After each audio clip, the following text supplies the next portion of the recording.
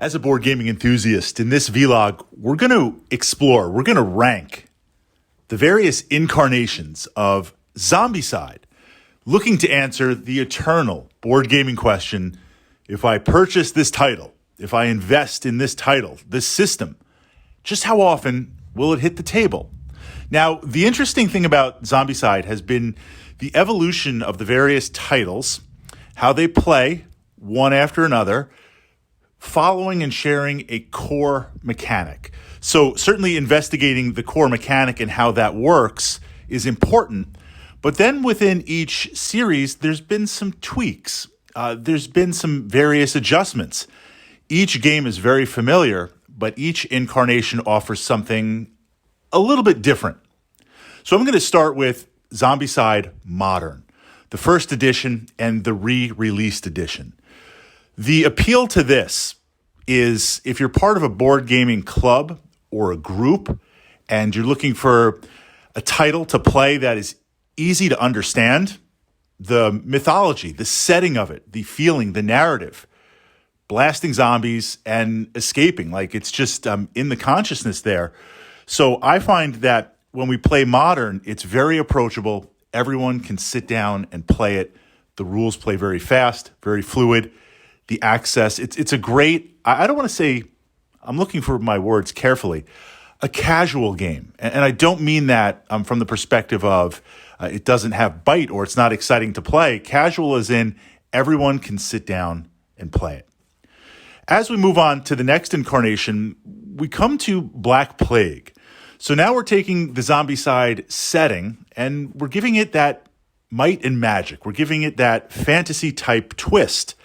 Again, same core rules, some slight differences with how the zombies spawn, and a couple of differences in the missions. But if you've played Modern, then you're going to be very familiar with Black Plague. Now, what I've noticed with Black Plague is, again, it is approachable. Battling zombies, pick your hero, go on the mission, try to survive as long as you can. But I noticed the appeal of this game tends to lean towards role-playing enthusiasts, Dungeons and Dragons enthusiasts, approaching it from that perspective, sword and sorcery, might and magic. It's a little bit more familiar. That's not to say new enthusiasts to the hobby or casual players wouldn't understand it or sit down to play it, but it seems to attract a similar but different type crowd. Then we have Green Horde. And this is now a spinoff involving orcs.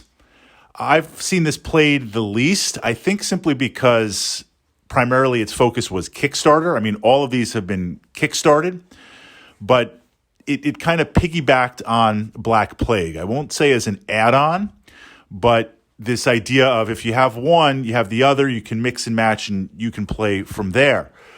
It doesn't seem to be as popular because now I think we're kind of drifting towards, we're drifting away from a familiar type setting. Okay, zombies, yes. Zombie orcs, okay. And we're moving off into that setting.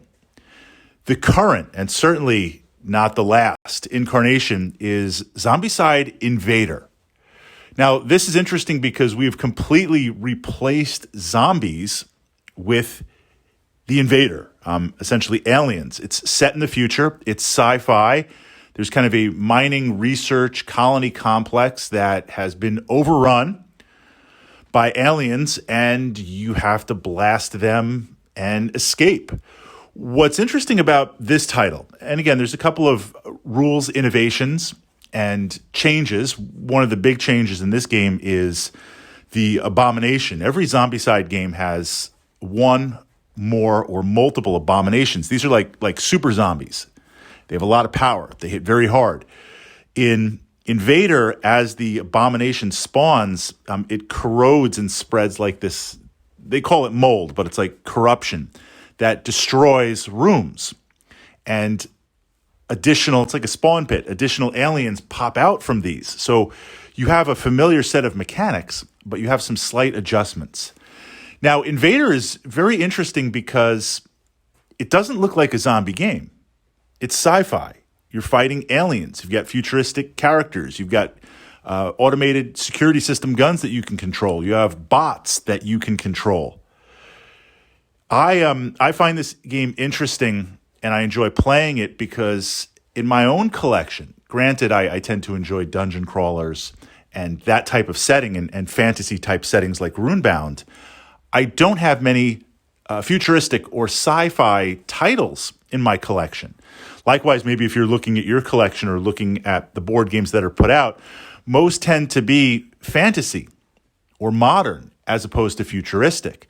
So I've noticed in terms of playing this game and when I bring it to the club, it has more appeal than you might think because there aren't many sci-fi type games. And all the miniatures and the fast play pulls you in.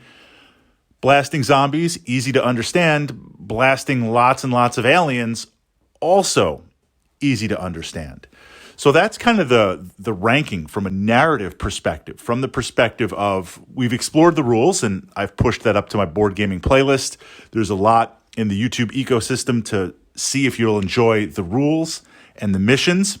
But in terms of the narrative, if you were to bring this to play, or you have it part of your gaming collection, you have friends over to play, that is the question. Which mythology, which setting would you appreciate? Now I'm going to turn it over to you guys in the comments because I'm curious.